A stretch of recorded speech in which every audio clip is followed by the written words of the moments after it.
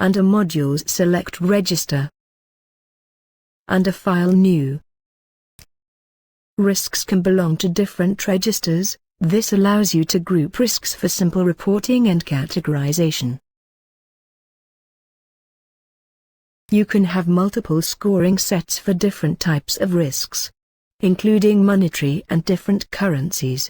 Select the scoring set to use for the risk. Add further details as required. Much of this information can also be used in report filtering.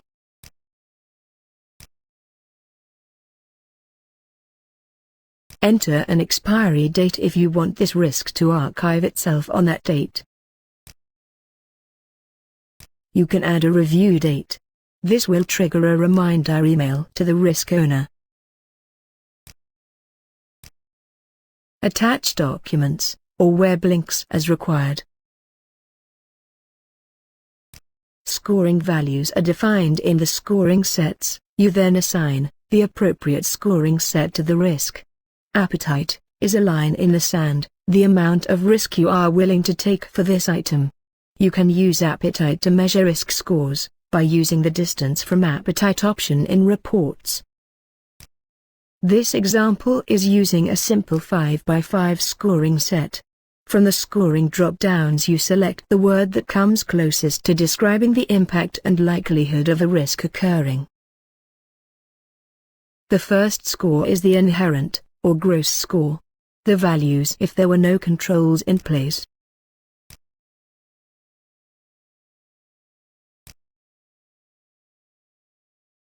Some controls will reduce the impact of a risk, others the likelihood. Consider what controls are in place for this risk and add them to either the impact or likelihood column.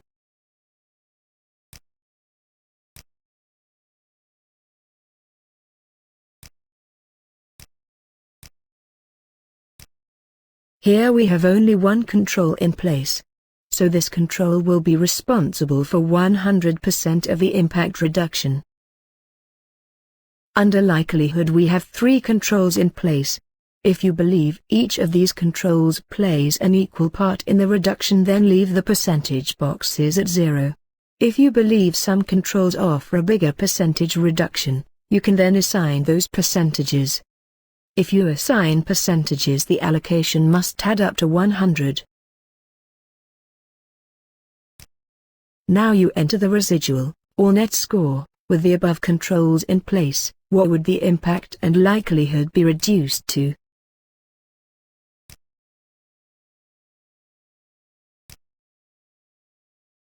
Target allows you to record where you would like to get this risk to. The comfort point. This allows you to assess if more controls are needed or maybe too many. If a risk is related to another risk, you can link them. When you link a risk, the risk you have linked to will also show the link back.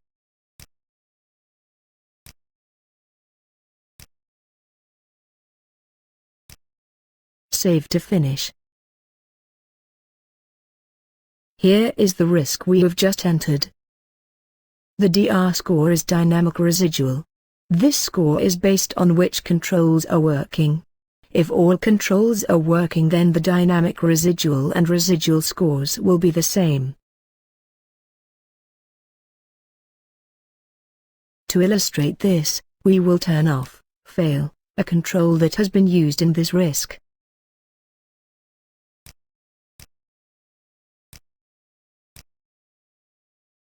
You can use this technique to see the effects of controls failing. When a risk has a failed control, it is highlighted red on the grid. The grid shows us that 6 risks have been affected with that single control failing. The residual is showing you where the score should be, based on all the controls working. The dynamic residual is showing you where it is based on the current active controls. If you open the risk, you can see which controls are causing the issue.